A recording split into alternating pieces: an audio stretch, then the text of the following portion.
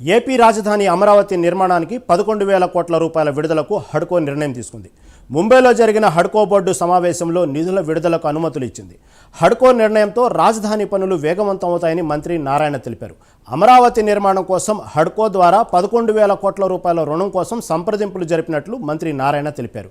నిధులను హడ్కో మంజూరు చేయడంపై సంతోషం కూడా వ్యక్తం చేశారు. దీనిపై మరింత సమాచారం మా ప్రతినిధి హరిబాబు లైవ్లో అందిస్తారు. Thank you Rahim.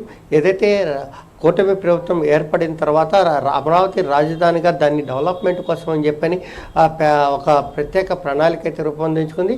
ఏపీ అంటే అమరావతి, పోలవరం అన్న ఒక కాన్సెప్ట్ తోటి ముందుకెళ్తున్న పరిస్థితి అయితే కనిపిస్తుంది. గత 5 ఏళ్ల కాలంలో అమరావతిని పూర్తిగా నిర్వీర్యం చేయడంలో వైసీపీ ప్రభుత్వం కుట్రపూరితంగా వ్యవహరించడంతో పాటు ఏదైతే భూములు ఇచ్చిన రైతులు ఆందోళన చేస్తున్న వాళ్ళని కూడా ఇబ్బందులు పెట్టిన పరిస్థితి కనిపిస్తుంది. ఈ నేపథ్యంలో తాజాగా అధికారంలోకి వచ్చినటువంటి కూటమి ప్రభుత్వం రాష్ట్ర రాజధానిపై ఏదైతే 10 సంవత్సరాలు రాష్ట్రం విడిపోయి 10 సంవత్సరాలు అయిపోయినా ఇప్పటికే రాజధాని లేని రాష్ట్రంగా ఏపీ మాత్రమే దేశంలో మిగిలిన పరిస్థితి అయితే కనిపిస్తుంది. ఈ నేపథ్యంలోనే రాష్ట్ర ప్రభుత్వం కూడా దానికి సంబంధించి పూర్తి స్థాయిలో రాజధాని నిర్మాణానికి కూడా పూర్తి స్థాయిలో చర్యలు చేపట్టేది.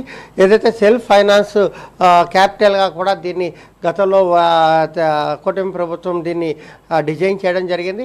రాజధానికి సహజ వనరులు ఉన్న నేపథ్యంలోనే దానికి ఉన్న భూమితోటి ఆ వనరులతోటి అది సొంతంగా ఆదాయం సమకూర్చుకొని రాజధాని డెవలప్మెంట్ అవుతుందని చెప్పి ప్రకటించిన నేపథ్యంలో వైసీపీ ప్రభుత్వం వచ్చిన తర్వాత దాన్ని పూర్తి స్థాయిలో నాశనం చేసేందుకు ఏదైతే శాశ్వత భవనాలుగా అసెంబ్లీ కానీ లేదంటే హైకోర్టు కానీ లేదంటే సెక్రటరియట్ కానీ అలాగే సిబ్బంది కానీ మంత్రులు కానీ అధికారులు కానీ నివాసం ఉండడానికి సంబంధించిన భవనాలను కూడా పూర్తిగా నిర్లక్ష్యం చేసిన పరిస్థితి కనిపించింది.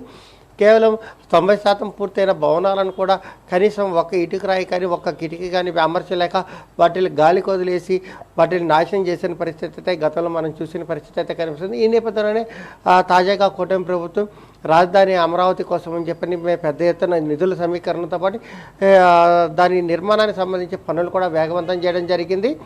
తాజాగా ఏదైతే ముంబైలో జరిగినటువంటి హడ్కో మీటింగ్లో మంత్రి నారాయణ పాల్గొనడం 11,000 కోట్ల రూపాయల హడ్కో నుంచి రుణం తీసుకురావడంలో ఆయన సఫలీకృతం కావడం, దీంతోపాటు కేంద్ర ప్రభుత్వం ఇచ్చిన నిధులు కూడా దీనికి తోడైతే రాజధాని పనులు శరవేగంగా సాగుతాయి, అనుకున్న నిర్ణీత కాలంలో దాన్ని పూర్తి చేయగలరని చెప్పిన ఒక నమ్మకాన్ని అయితే ప్రస్తుతం ఉన్నటువంటి ప్రభుత్వం వ్యక్తం చేస్తున్న పరిస్థితి కనిపిస్తుంది. రహీం.